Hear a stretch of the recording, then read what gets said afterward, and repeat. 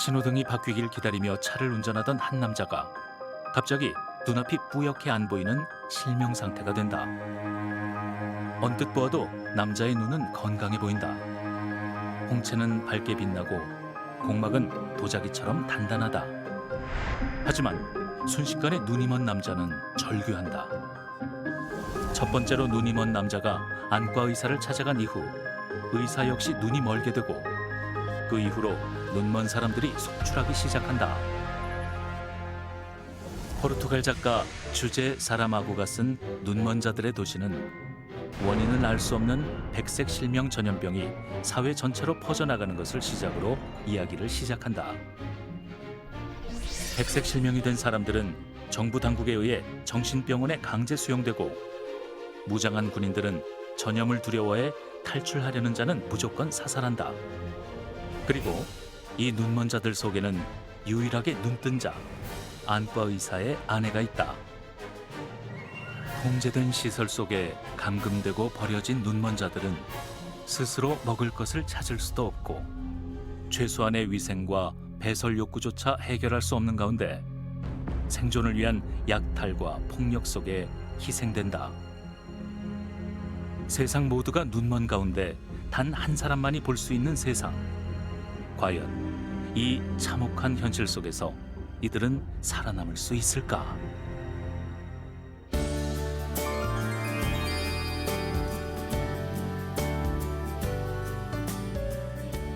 오늘 같이 읽어볼 작품은 주제 사라마고의 눈먼 자들의 도시입니다. 이 작품은 등장인물 한 명 빼고는 모두 눈이 멀어 있는 상황입니다. 그리고 특이하게도 등장인물의 이름들이 나오지 않습니다. 제일 처음 눈이 먼 남자, 검은색 안경을 낀 여자, 이런 식으로 등장인물 호칭이 나오는데요. 보이지 않음과 이름 없음, 이것이 작가의 굉장히 절묘한 어떤 방법이 아닌가 하는 생각이 드는데요. 제 경우에는 이 책을 읽으면서 마치 점자책을 읽고 있다라는 생각이 들었습니다. 원래 사람이 눈으로 굉장히 많은 정보를 보잖아요. 그런데 눈도 안 보이고 이름도 없고, 이 굉장히 날것으로 링 위에 올라가 있는 것 같은 책을 읽는 것 같아서 굉장히 좀 불편하기도 하고 힘들기도 했는데요. 이 시력 이름 그리고 이름 없음이 담겨 있는 이 책 어떻게 보셨는지요, 진태원 선생님? 말씀하신 것처럼 그 눈이 먼 것하고 이름이 없는 것 사이에 어떤 굉장히 긴밀한 연관성이 있다. 이게 이제 이 소설의 굉장히 중요한 철학적 질문인 것 같습니다. 사실은 보는 것과 아는 것, 그리고 어떤 그 정체성을 갖는 것, 이 사이에는 상당히 이제 긴밀한 그 연관성이 있죠. 근데 지금 이 소설에서 그 한 사람만 빼고 나머지 사람들이 다 이제 눈이 멀었어요. 그러니까 이 눈이 먼 사람들은 사람이 눈이 멀게 되면 할 수 없는 게 정체를 식별할 수 없는 거예요. 이게 뭔지 이게 어떤 것인지 그거는 당연히 그 정체성을 식별할 수 없으니까 이름을 상실한 것과 이제 마찬가지입니다. 그런 의미에서 이제 눈 먼 것하고 이름 없는 것 사이에 이제 긴밀한 연관성을 설정한 것이 상당히 흥미로운 그 선택이었다. 그다음에 이제 또 하나 그것 관련해서 이제 중요한 점 중에 하나가 저는 이 소설에서 제일 아마 흥미로운 대목 중에 하나가 이 대목이라고 생각을 하는데 후반부에 가게 되면 색안경, 검은 안경을 낀 여자라고 이렇게 지칭되는 그 여자가 그런 말을 합니다. 우리 안에는 이름 없는 뭔가가 들어있어. 그러면서 그게 바로 우리 자신이야. 그러니까 저는 이 색안경을 낀 이 여자의 이 말이 굉장히 중요하다고 보는데 그거는 이름이라고 하는 것이 가리킬 수 없는 어떤 고유하고 내밀한 본질이 있다. 그리고 그것이야말로 우리의 진정한 정체성을 구성한다. 그거는 이름의 한계를 지칭을 하거든요. 이름 넘어. 그러니까 보는 것, 이름을 갖는 것, 이것은 우리가 무언가를 식별하고 어떤 정보를 얻고 지식을 얻는 굉장히 핵심적인 장치지만 아마 이 소설이 말하고자 하는 것은 보는 것, 이름을 갖는 것 너머에 있는 어떤 진실, 아마 이런 얘기를 좀 하고 싶었던 게 아닐까 그런 생각이 들었습니다. 이런 포스트 아포칼립스 소설을 보면 아수라장 속에서도 결국 인간은 살아남습니다. 예, 특히 이 소설은 눈에 보이지 않는 무엇이 눈이 보이지 않는 그들을 구한다는 전제가 강한 것 같은데요. 마치 작가가 지령을 내리면서 그 눈에 보이지 않는 게 뭘까 찾아봐라 이렇게 하는 느낌이 들었거든요. 그거 찾는 맛도 좀 있고요. 이 가운데는 이런 백색 실명 아수라장 가운데서도 참 권력자와 피권력자가 생기더라고요. 아니 이 상황에 뭉쳐도 이거 지금 시원찮을 판에 이 사람들 여기서 전염병으로 인해서 어떠한 체제와 가치가 붕괴되면서 약탈, 뭐 강간 이런 일까지 일어납니다. 이 장면을 읽으면서 아니 과연 인간 뭐 때문에 사는 거지? 이런 생각이 들었는데요. 두 분은 어떻게 생각하셨나요? 예, 사실 이 소설에서 가장 압권이죠. 그런데 또 이 대목에서 너무 불편해서 소설을 읽기를 포기하시는 분들이 있을 거예요. 맞아요. 어떤 면에서는 약간 허악질도 나와요. 맞아요. 이게 참 우리가 이렇게 점점 빼고 교양 있는 척하고 윤리적인 척해서 마치 이 소설의 이 부분은 받아들일 수 없다고 생각하지만 만약에 내가 그 상황에 빠졌을 때 내가 어떤 논리적 근거를 가지고 행동할 것인가?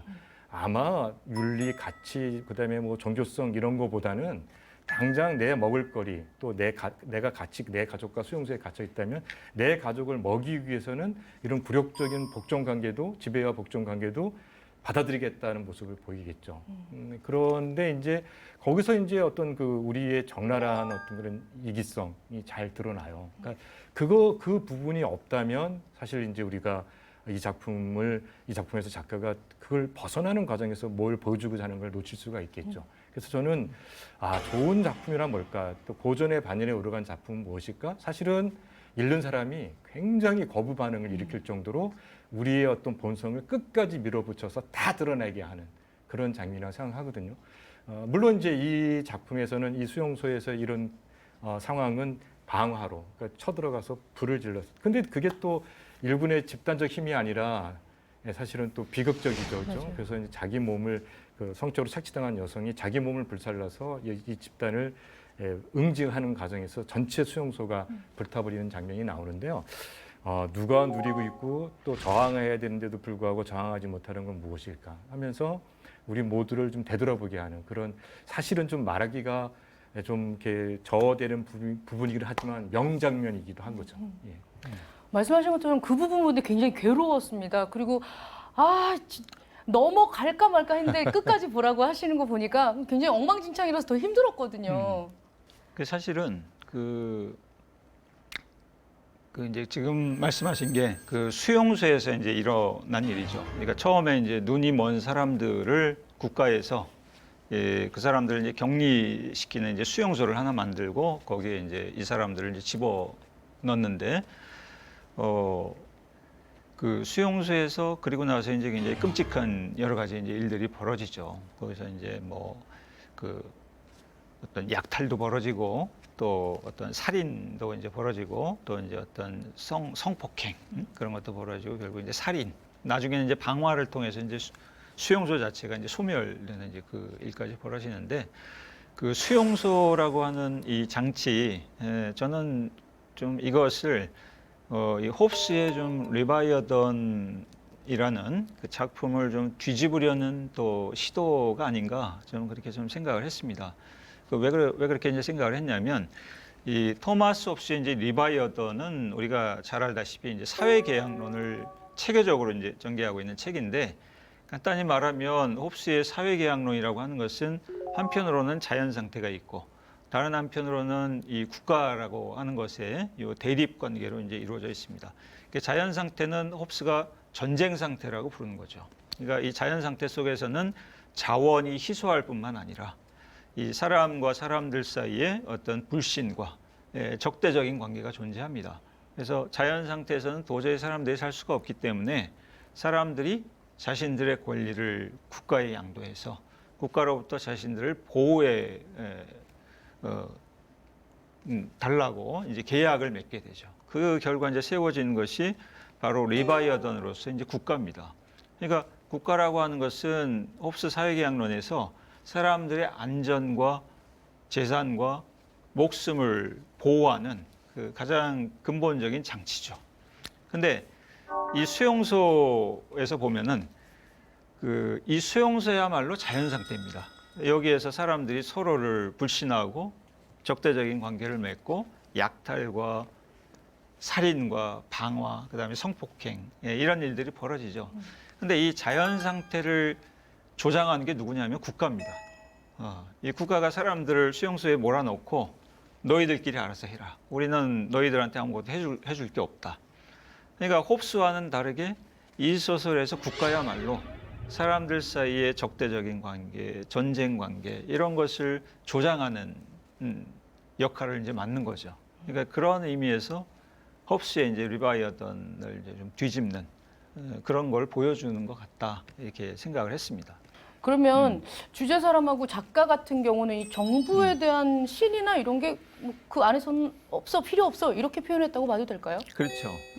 바로 이제 그 점인데 그래서 제가 볼 때 이 사라마구의 어떤 정치적인 관점 이거는 저는 기본적으로는 무정부주의적인 그 사상을 갖고 있다 이렇게 봅니다. 그러니까 국가라고 하는 것은 이 홉스의 사회계약론 또는 뭐 그게 자유주의 국가이든 헤겔식의 국가이든 이 서양 사상에서 보면 이제 국가라고 하는 것은 항상 이 어떤 보호하고 뭔가를 이렇게 지켜주고 이제 이런 역할을 한다 생각을 했는데 사람하고는 그렇게 생각하지 않죠. 이 국가라고 하는 것은 오히려 사람들을 적대하게 만들고 사람들을 착취하고 사람들을 폭력 속에 이제 몰아넣는 그런 장치입니다.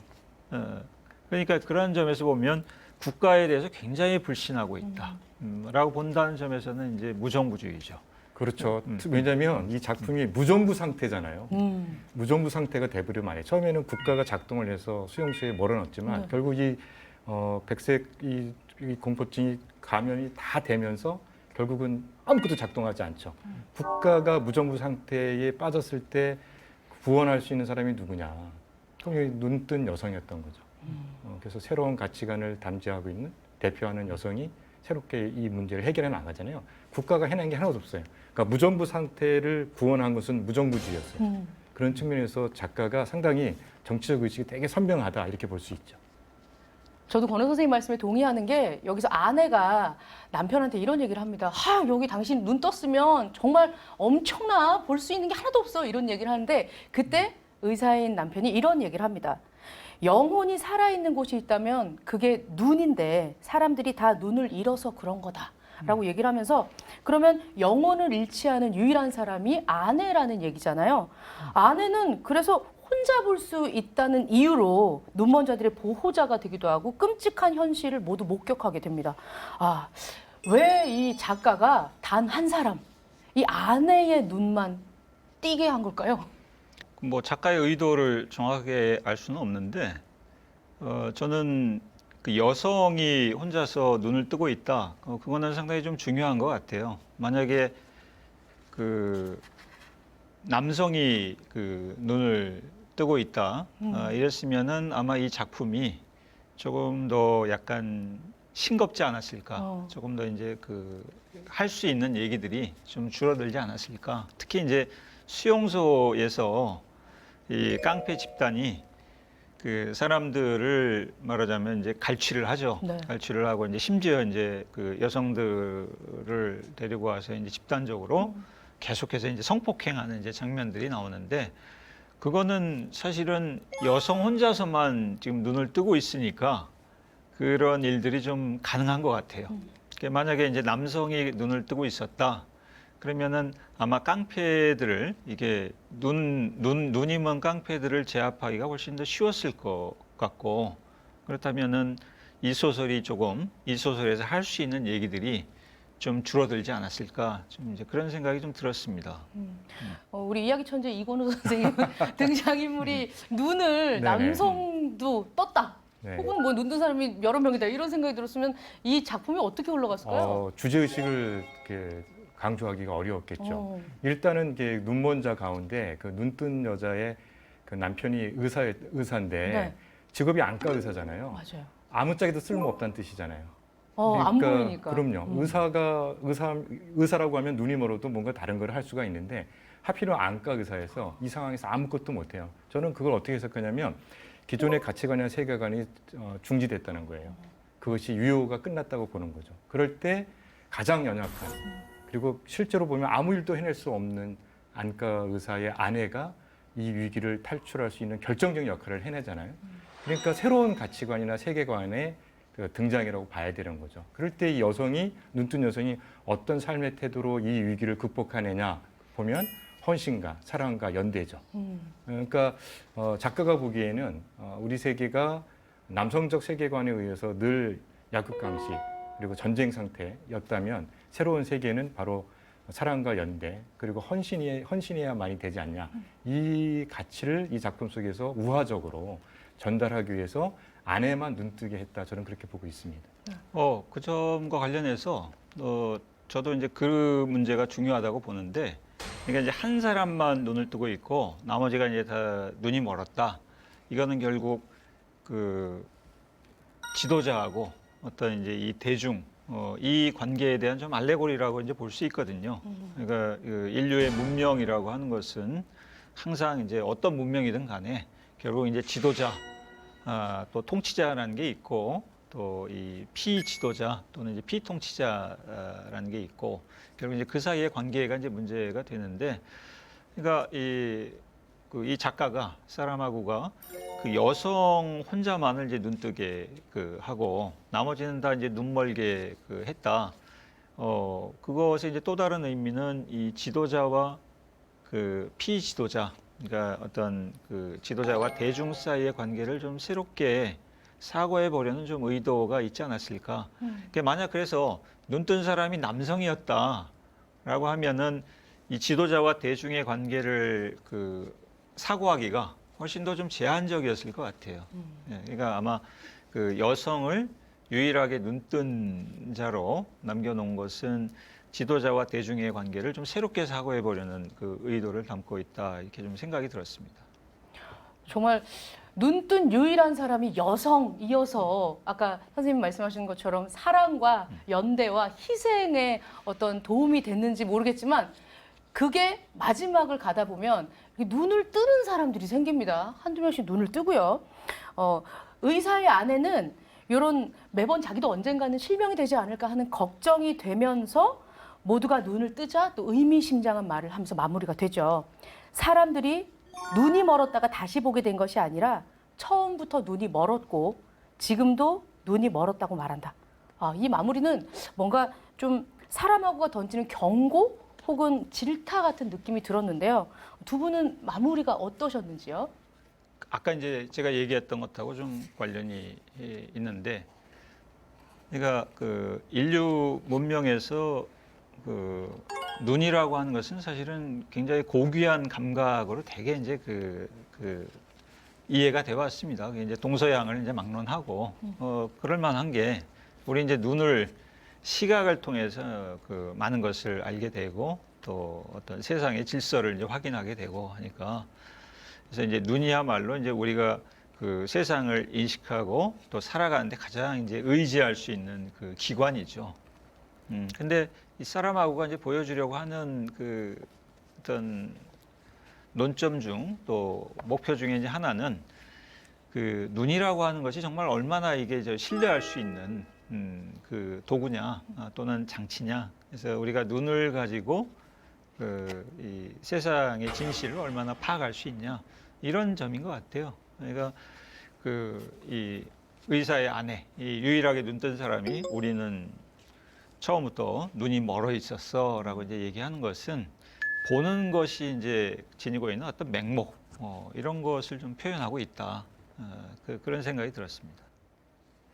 예, 저도 거의 비슷한 생각인데 기본적으로 눈이 멀어 있었던 거죠. 그러니까 진정한 가치를 알아보지 못하고 현재 질서를 유지하는 어떤 가치를 받아들였던 생각, 그런 것들이 다 보편적이었다고 보는 거죠. 그러니까 새로운 세계로 넘어가지 못하고 눈먼 세계에 머물 수밖에 없었다. 그러니까 눈 뜨고, 그러니까 육체의 눈이 뜨고 눈이 먼 게 중요한 게 아니라 새로운 세상을 열 수 있는 가치를 알아보지 못하고 지금을 현실을 유지하는 가치에 동의하는 그런 삶의 태도, 그 자체는 육체의 눈을 뜬 것과 먼 것과 관계없다는 거죠. 사실 우리가 그래서 눈이 멀었군 이런 얘기는 사실 우리가 일상적 용어에도 보게 되면 실제로 눈이 멀었다는 게 아니라 맹목성, 맞아. 예, 그리고 어떤 가치를 못 알아봄 이런 거잖아요. 진리를 못 알아봄 이런 측면에서 맹렬하게 우리 독자들을 깨우치게 하기 위해서 작가가 이렇게 쓰지 않았나 싶었습니다. 또 그 관련해서 이런 것도 있어요. 서양의 이제 문학사에 보면 네. 이 장님이 굉장히 그 예언자나 이제 그 통찰력이 있는 그런 사람으로 등장하는 경우가 있습니다. 맞아요. 이제 가령 이제 그 오이디푸스 왕 같은데 봐도 거기서도 이제 그 예언자가 이제 장님 예언자로 이제 나오죠. 그 오이디푸스의 이제 앞날을 이제 알아맞히는. 그래서 이 눈이 멀었다. 이 눈을 떴다. 눈이 멀었다. 이 사이의 관계를 좀 새롭게 조명해 보고 싶은 그 의도도 담고 있는 것 같아요. 언젠가 이 소설과 관련해서 주제 사람하고의 인터뷰를 본 적이 있습니다. 예, 요약해 보면 우리는 이미 기아와 전쟁과 착취의 지옥 속에 살고 있다라는 이야기였습니다. 이 눈먼 자들의 도시는 그대로 우리 세계를 그린 것이다라고 얘기를 했을 때 굉장히 섬뜩했는데요. 그래서 저희 한 줄은 우리 역시 지옥 속에 살고 있으면서 애써 외면하고 있지 않은가 하는 것입니다. 이제 눈을 떠라. 뿅. 이렇게 요책을 읽고 결론을 좀 내봤는데요. 우리 선생님들은 어떻게 결론을 내셨는지? 저는 뭐 이렇게 여러 기회가 있어 이 작품을 여러 차례 읽어봤는데 그때마다 약간 달라지더라고요. 한 줄로 요약한다 그러면. 근데 요번에 느낀 거는 우리의 악마성을 도대체 무엇으로 이겨낼 수 있는가라는 생각이 들었습니다. 그럼 해결도 해주세요. 그러니까 눈뜬 여성의 가치, 그러니까 사랑과 연대 그리고 헌신만이 우리를 새로운 세상을 이끌 것이다. 예. 특히 이제 주제 사마르크가 포르투갈 사람이잖아요. 네. 포르투갈이 엄청난 정치적 독재 국가를 겪었고 정치적으로 경제도 많이 어려움을 겪었거든요. 그러니까 물론 이 전체 보편적인 전 세계 인류를 향해 쓴 작품이지만 어쨌든 본인이 소속된 정치 공동체의 역사성을 무시할 수 없었거든요. 그 혼돈의 포르투갈 사람들에게 주어진 역사적 과제가 사실 인류 모두에게 주어진 책무라고 저는 생각하고 있습니다. 그렇군요. 저는 한 줄로 요약을 한다면 네. 뭐 진실 너머의 진실을 볼 수 있는 사람은 누구인가? 진실 너머의 진실을 볼 수 있는 사람은 누구인가? 그렇죠. 앞의 진실은 우리가 눈을 통해서 아는 진실. 그리고 그 눈을 통해서 아는 진실 너머에 뭔가 우리가 맹목인 채로 남아 있는 어떤 진실이 있는데 우리가 그걸 어떻게 볼 수 있는가, 알 수 있는가? 아마 그런 질문이 아닌가 싶었습니다. 지 선생님도 해결 방안을 좀 제시해 주시죠. 제가 소설을 하나 쓸까요? 원래 철학자는 예. 질문만 잘하지 답은 없는 분이에요. 그렇군요. 예. 두 선생님의 말씀을 듣고 여러분도 곰곰이 이 책을 읽으시면서 난 이런 게 느껴졌어 하시는 바가 있으셨으면 좋겠습니다. 이 소설은요 영화로도 제작된 바 있습니다. 이 소설을 물론 제대로 구현하지 못했다라는 싸늘한 비평들도 받고 있는데요. 마음에 드시는 분들은 마음에 드실 거고요. 읽기가 두려운 분들, 책이 좀 너무 잔인하다 아니면 조금 쉽게 먼저 시작하고 싶다 하시는 분들은 이 영화로 시작하시는 것도 좋을 것 같습니다.